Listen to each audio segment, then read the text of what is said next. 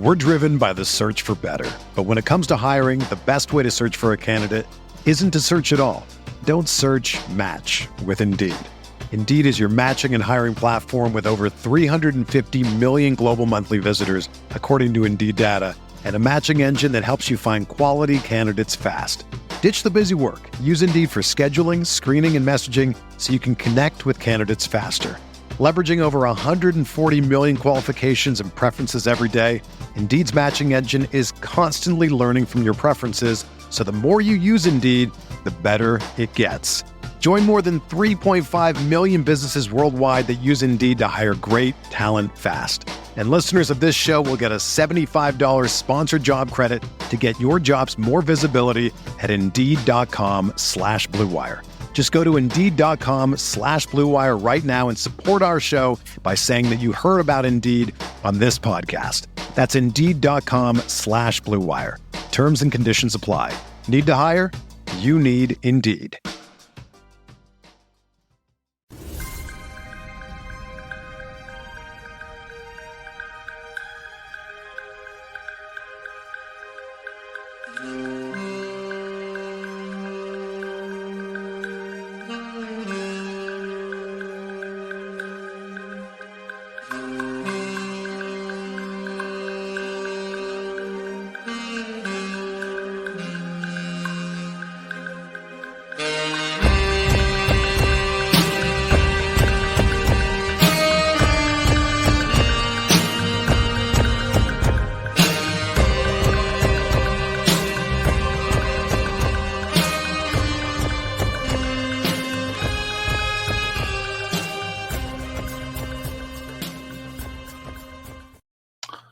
Hello, friends. Welcome to Pod Maverick After Dark. Getting started here a little bit early on Sunday night as the Dallas Mavericks played an early game against the Orlando Magic, came out and absolutely obliterated them. What was the final score? I don't even have it up in front of me. 108-85. Oh, that'll do wonders for the defensive numbers. It will. That other voice that you hear is someone you guys all know, Josh Bowe, co-editor over at MavsMoneyball.com. Josh, how you doing? Doing okay. I like the Sunday early games, especially with the weekends we've had in our personal lives. It always, look, if they're gonna switch the clocks back and mess up our little ones' sleeping schedules, at least get the next game over with. So I'm always appreciative of the 6:30 tip off. So our good friend and husband to our former editor, Rebecca, his name's John Gennaro. He's a producer over at Yahoo. He actually said, he's like, you and Josh get really excited for these early games, don't you? Oh, he's on California, so it's like he's in a great every game's early. Yeah, he's in a great sports watching zone there. But it's like what I'm actually worried about is this is like the fourth 6:30 game out of 6 games, and that means like I've not looked ahead. Are they playing a bunch of 9:30 p.m. games in April? And am I going to die when we're like at our absolute like just nadir of where we're just energy and what we have going for the season? Who knows? Cross that bridge when we get to it. That's right. That's right. So like we said, the Dallas Mavericks got their biggest win of the season against a sort of deprived and I would say struggling Orlando Magic team, who's now they were 3-3 coming into this game, so they're 3-4. They lost Paolo Banchero a couple games ago to an oblique injury. We don't really know what all it is. And he had just come off like a 50-point game. So they've clearly been reeling. But what was going on with the early portion of this game? So I had to listen to it. I didn't get around to the game until about the 6-minute point in the second quarter. And at that point, the Mavericks seemed to have already taken control. Yeah, it was pretty funny because the game kind of started off like every Mavericks game seemingly has started this season. They were down 15-8 in the opening minutes, and it looked like another game where they were just not with it. It looked like they didn't really learn much lessons from the Houston game because their offense once again kind of came out and did that thing where they weren't really they were kind of waiting for the defense to double them like they're used to when Luka gets doubled, and then they kind of get that advantage. And as we've seen, most defenses are cutting that out and playing the Mavericks more straight up because there's been some success there.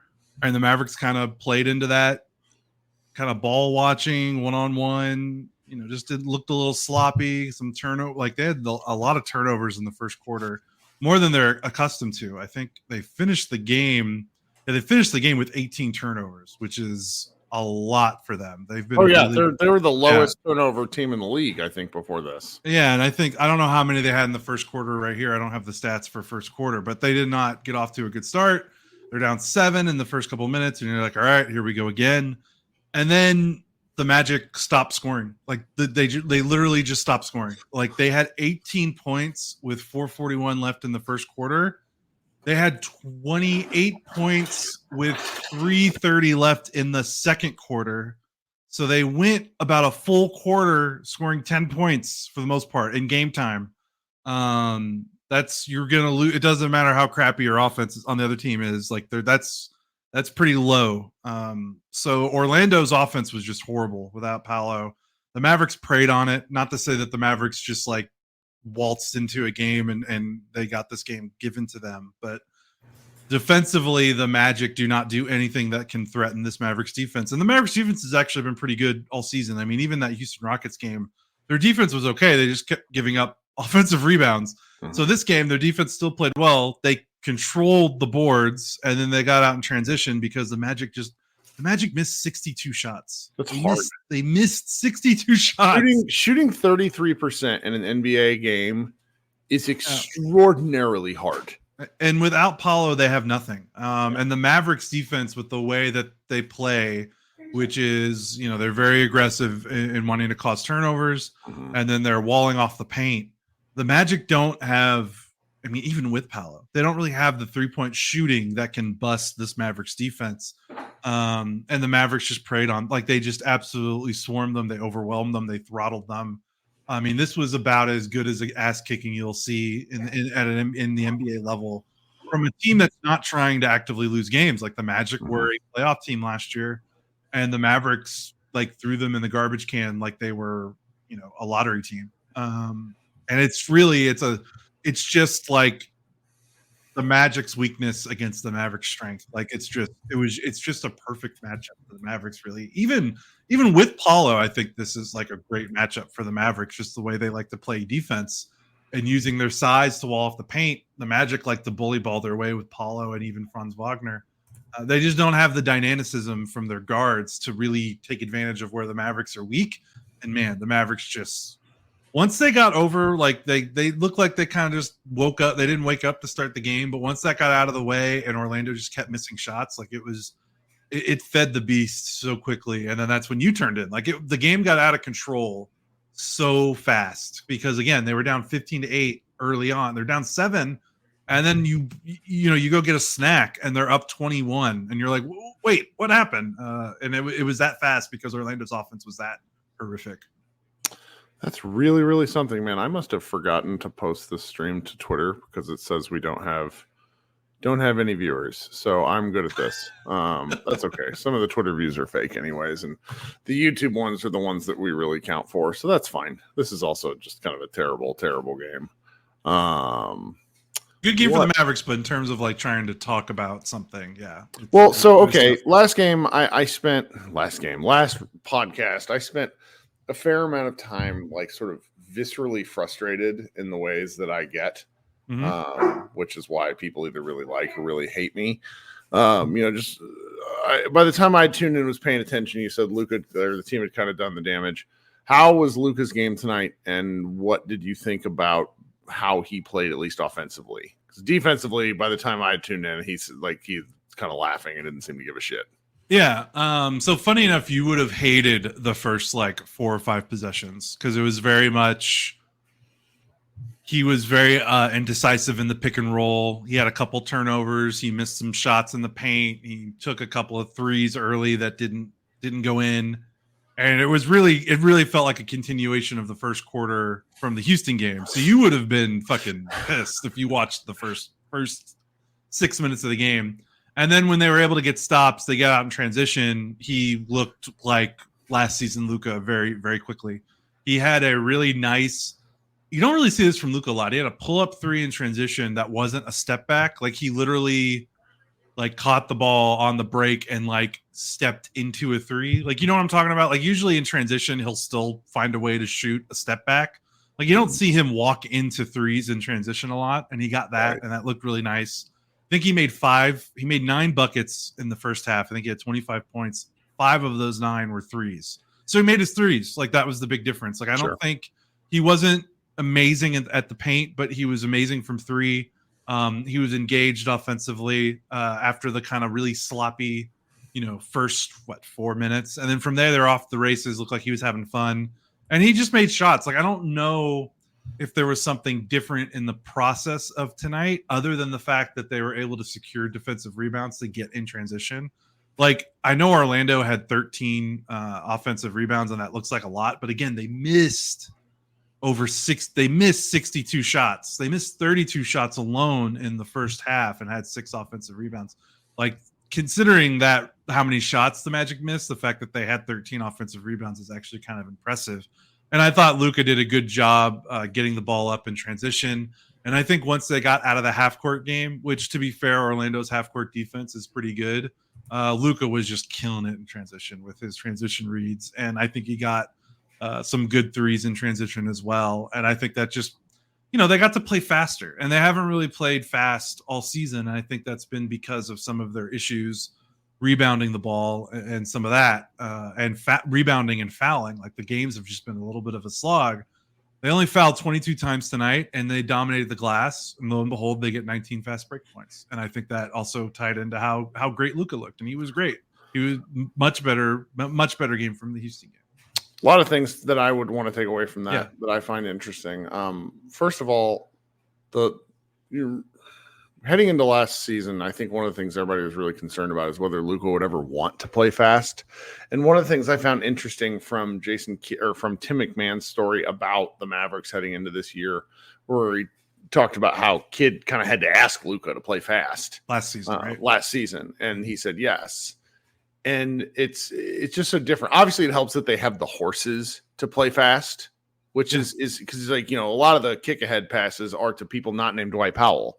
So if you trust Gafford and Lively to go catch the equivalent of like a go ball in football, it's just as nice to see. The second thing that I'm thinking of was in practice yesterday morning. Mike Curtis of the Dallas Morning News got a quote from Jason Kidd that basically talked about their defensive shortcomings. It was talking about saying a little bit of what we were talking about, how the Mavericks were just getting crushed on their first. They're getting put into rotation immediately, which just fucked everything else up. Did you see anything in that first half where the Mavericks cleaned any of that up, or does Orlando just doesn't have the horses to threaten? Orlando doesn't have the horses to threaten them, but they did. I mean, they did their job, but it was a much easier job. Like it's much easier to stay in front of Jalen Suggs and Kentavious Caldwell-Pope than maybe like Jalen Green, or who were they playing? Right, their other loss, Phoenix, like Kevin Durant and Devin Booker. But they can only play who's in front of them, and they did what they were supposed to do against this game. Like they didn't let those guys get easy shots, to their credit. Like they didn't. There could be a proclivity to be like, okay, we've got this. Let's not, they didn't let Jalen Suggs get by them. They, which would have just compromised things even more. They didn't let Caldwell Pope or who else? Gary Harris. I mean, again, not like Anthony Black. Again, I'm saying all these names. I'm like, yeah, these guys. It's so interesting because it's like you put one guy, squares. Right? You put the one guy, in their case, it's Paolo Banchero. But if you were to put, I don't know, a Shai Gilgeous-Alexander, a Luka Doncic, like a ball dominant guard that could attack, everything else falls into place. Yeah, they've got pieces. Like I'm an Anthony Black super fan, but it's just watching some of the length they threw out on the court. Like Jonathan Isaac is enormous, man. Like Luka took 2 shots over him later in the game just to see if he could make them, and he didn't. But it's like when you watch a guy like that guarding Luka, it's just like, man, that guy is something else. What else did I want to ask you? I think there's probably plenty of stuff, but looking at the time here, we're already kind of near the halfway point. Anybody hanging out new to the show, go ahead and hit the subscribe button. Josh and I talk after every game. We more often than not host a secondary live show. I'm going to guess there's not much appetite for that tonight, just because this was such a blowout. There's not much to talk about. We'll probably save that for tomorrow night for the late game where the Mavericks play the Pacers. But yeah, join us, hang out with us here after the game. If you're listening on, a typical podcast stream, Apple, Google, or Spotify, please consider leaving a review. Always appreciate that sort of thing. If you're watching the video a little later, do me a favor and leave an actual comment. The likes during the stream, we always like that. Think it helps. But go ahead and leave comments and those sorts of things. I enjoy reading them, even the ones that get mad at me. We have a good time. Let me see here. I think now I'm going to insert some audio ads for Josh and I, and then we will kind of close out the pod here. Future you faces some big expectations. Work out more, go to bed earlier, and most importantly, make smart money decisions. Thankfully, today you has Bank of America. One place with tools and guidance to help balance tasks from budgeting to saving. So you can just be you with big plans. Do more with the bank that asks, what would you like the power to do? Explore our tips and more at bankofamerica.com/futureyou. Talk to your specialist about Botox Cosmetic, Ana Botulinum Toxin A, because Botox Cosmetic Day is back on November 20th. For one day only, buy one $50 gift card, get one free, while supplies last. It gets better because it's not just one day of celebration, but the whole month of November. Refer a friend to Ali, and you'll both get $50 off a Botox Cosmetic treatment. Plus, if you register and get treated during November 1st to 30th, you have the chance to win $10,000. For prescribing information and box warning, visit BotoxCosmetic.com or call 877-351-0300. No purchase necessary for sweepstakes entry. Treatment must occur by 12/6. For full official rules, offer terms and conditions, and to join Ali, visit BotoxCosmeticDay.com. Okay, we are back. What else should we talk about on this? You had the privilege of writing the recap tonight, and I'm not ready yet. No, it's all good. I think we hit the main points, which is they secured their defensive possessions, which allowed them to play faster. They had the 19-12 edge in fast break points. It was 19-2 at halftime in fast break points, which just kind of sums up the game. They didn't really need to push the gas pedal too hard in the second half. Obviously, we talked about Luka waking up, having a great game from start to finish, which I really think might be the first time he's done that all season. This season, yeah, definitely is. Game. Yeah. And then the other thing we haven't talked, I guess the only thing we didn't hit about, I guess it's twofold. One, that they were passing the ball much better tonight, and that helps when you're in transition, and even when you're even if it's not a pure fast break point, just being able to push the ball up the floor off a missed basket and getting the defense unset, even if it does settle into a half court possession, that's just such a big deal compared to taking the ball out of your own basket or inbounding the ball from a dead ball possession. And getting Orlando moving a little bit, keeping them on their heels, I think made a big difference. And the Mavericks had 25 assists on 42 made baskets, which is a very, very good number. I think they had 5 guys that had at least 2 assists or more. Najee Marshall had 5 assists off the bench. He was great, man. That he was awesome. Court alley-oop was nuts. Yeah, off the steal. He had a very funny game. He had 4 points, but 5 rebounds, 5 assists, and 2 steals. Just kind of stuffed the box score. And you could kind of see the vision with him because I've definitely seen, because I was very much out there when they kind of swapped Najee for Derrick Jones Jr. And I put myself out there and was like, I think Najee is a better player than Derrick Jones Jr. Overall. And there was definitely, I got some pushback to that for sure. And this is the game that kind of shows the vision, where it's just when you see how the Mavericks struggled at times against the Boston Celtics, and even outside of that, when they struggled offensively, it was because teams were daring Luka and Kyrie to play one-on-one. And a way to beat that is you just need more guys that can do stuff. That's right. And it's not like they need guys that can run pick and roll or run offense. They just need guys that can attack one-on-one or can attack floor space, the open space. And Najee's great at that, and I think he's got a good feel for the game in that regard. Like you're not gonna give this dude the ball and clear out and let him run your offense for 5 minutes. Like he's not that kind of guy, and you don't need that kind of guy around your stars. But you just need more guys that when they get past the ball, or if they pick up the ball in transition off a steal or a rebound, that they're not like, oh shit, like looking for Luka or Kyrie to pass the ball up to. They can push the ball forward like he did on that great alley-oop. That half-court alley-oop, and then he had a couple other nice plays as well. So I thought that was big. I think they scored. Yeah, they had 52 points in the paint. Gafford and Lively were both incredible. Gafford had 18 points in 20 minutes, and Lively had 11 points in 20 minutes. So I thought the Mavericks did a good job. Those two bigs ran the floor very well. They beat up on a smaller Orlando front line because Wendell Carter Jr. only played 9 And minutes. Goga was out too, and Banchero's out. Like they had no bigs. If the like, I don't want to be too ridiculous here, but if the Mavericks didn't win by double digits, there were going to be questions that came out of this game. No, absolutely. This needed to be the win that it was. Like if they would, even if they would have like won by like 5, there would have been, you've been like, wait, what's going on? Right. Like they needed to kind of flex their muscles.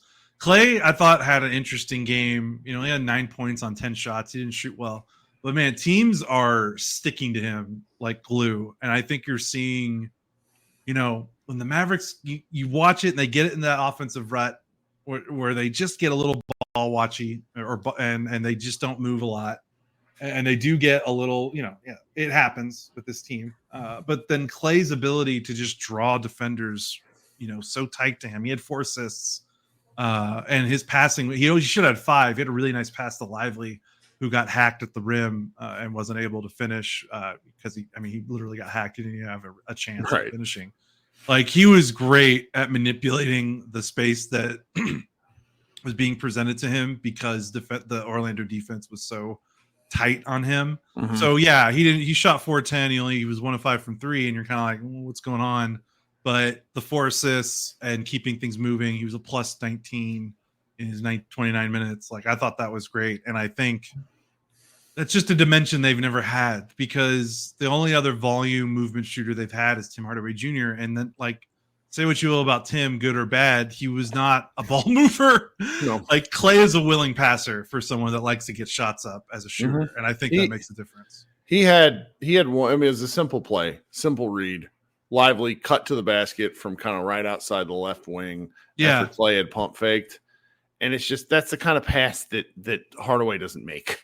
Right. You know, I mean, it's a simple play, but you like to see the simple play. And one of the things I'm just enjoying as I'm thinking about this team when the offense comes together a little more is the variations of guys that seem to know what pass to make. You know, Marshall's assists they're good, they're real. Obviously, every assist is real, but they're not, I'm making the easy read plays. Like they're basketball plays. And it's nice to see because it's, you know, we've had so much of like years of just like Luka and then a little bit of Brunson. But I mean, candidly, Brunson's role was to score more. So it's not like he was a big time passer. So it's just seeing some of this stuff is working out in a way that I'm enjoying. When it works, you know, I'm kind of bouncing all over the place, but I saw something.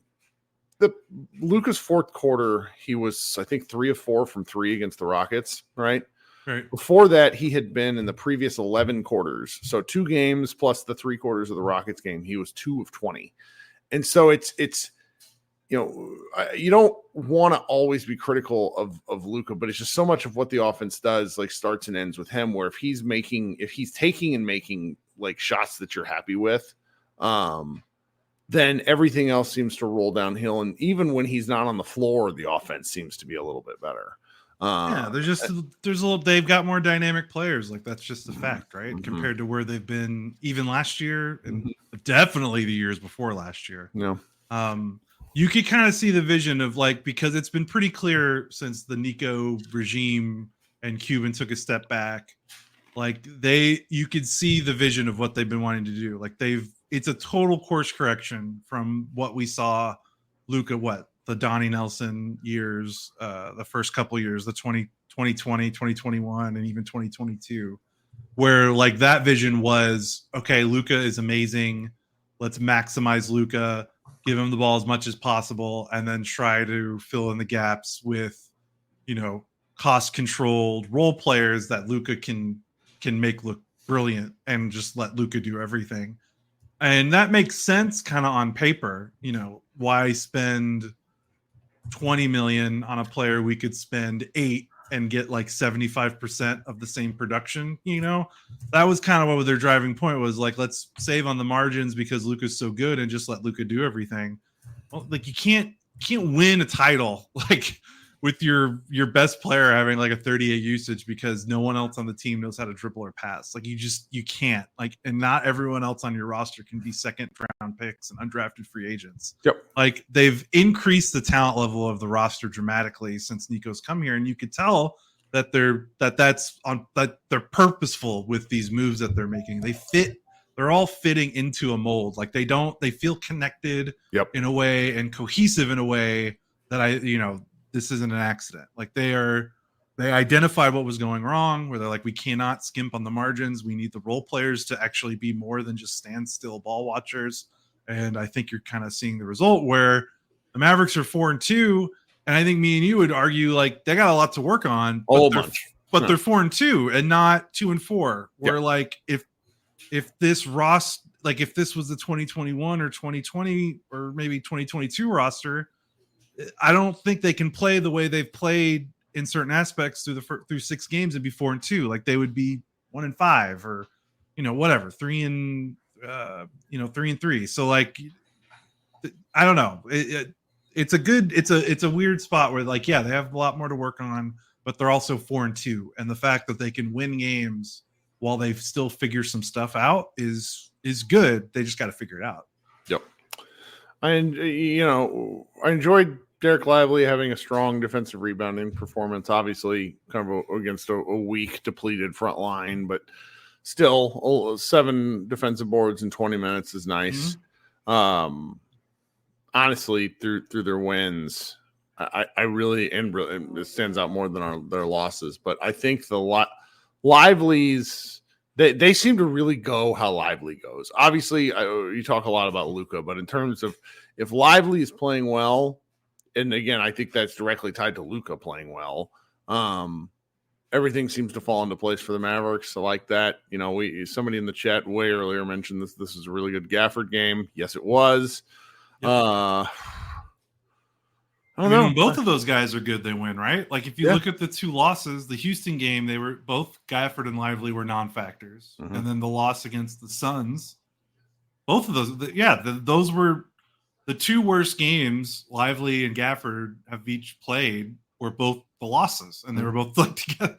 Like, I think you're onto something. How Lively and Gafford goes, I think, is a good barometer for how well this team's playing. Yeah, I mean, I think you can argue a lot of different things play into that. On defense, is if the perimeter guys aren't hosing them, and on offense is Luka and anybody else getting easy shots for these guys. Yeah. Can they stay on the floor? That's right. Foul trouble stuff. That's right. This my kind of last final shot is it's never going to be a go-to move because the way the Mavericks are designed, Lively doesn't need to do this shit. And I think, post moves for centers, it's not 1980 anymore. That said, Lively's hook is awesome, and I just like watching him do it. I know. It's fun. I like when he gets more chances. They still, like, when I say they still need to figure some stuff out, like, again, they opened the first quarter and they didn't run like any dribble handoff with their centers. And I'm just like, guys, I think that's the cheat code to this season. I don't know why you don't want to do it. Like, I don't, right. It's like you're playing the game with one arm tied behind your back. Like, it works. It works so much. I posted a couple days ago, I think before or after them, I can't remember when, a couple days ago, like, Luka's leading the league in points per possession off handoff plays. Like, just do it. I don't know why they're being so stubborn about it. I know it's a long regular season, so like in 20 games, this might be stupid, but like that's just something that they can work on. I like seeing Lively do, like, we talk about every time he does something that we're like, oh, okay, and like we just like watching him play and having opportunities to do it. Yep, it's great stuff, man. Okay, so you and I'll be back. The Mavericks play 8:45 p.m. local time tomorrow night for reasons that have been explained to me, and the explanation is garbage, and I don't like it. All 30 teams play tomorrow. No teams play on election night because everyone just really wants to be super excited and glued to their televisions watching. Anyhow, so we will be back and we'll stay up late on Monday night. And then the Mavericks have a game Wednesday night. Then the Mavericks have a game Friday. Then the Mavericks have a game. No, I'm sorry. They go. Am I getting my days all messed up? Let me go look at the Mavericks schedule because they play a lot is what I was getting at. Let's see here. They play Monday, Wednesday, Friday, Sunday. Yeah, this is when you really look at what the Mavericks are doing here. They play every other day up until a back-to-back on the 16th and 17th of the month. And like this November is the grindiest month. I remember this now when we were looking at it. They play just a ton of basketball. So does everybody. But there were points last year, and I wonder if anyone will remember this, where we were having like 4 and 5 day gaps between games to start the season. Do you remember this? I do remember this. And we're just like, what the shit are we doing? How can we get into a flow? Yeah. And now it's just like the Mavericks are playing every other game, every other night. They're, I don't know how it works. I don't know how the schedule stuff works. Well, I really don't. The Mavericks are getting a lot of their back-to-backs out of the way, where they have one today, tomorrow. They have another back-to-back. They already did one. Yes. And then they have another on the 16th and 17th. Then they have one on the 24th, 25th, and then the 30th and December 1st. So it's like, they're front loading a lot of the Mavericks' difficult stuff, at least in terms of schedule. And then the games, as you go through the season, you see that they actually have a lot of their really tougher games backloaded into the kind of February, March area, which is dicey. It's tough. So everybody be ready to rock with us, because that means we're recording every other day, which I actually I could do. It's the back-to-backs are the brutal shit. Like the one game, and that part's kind of fun. Back-to-back in West Coast games. That's what we hate. Yes. And so Josh and I'll be back tomorrow night. I'll do a Mavs party or group therapy tomorrow night, but there's we only got like 6 or 7 people in the chat right now that are active. Lower, I messed up and didn't broadcast to Twitter, so we don't have as many people. So we're going to hang up and take our answers off the air. We will see everybody tomorrow night. Thanks so much, and go Mavs.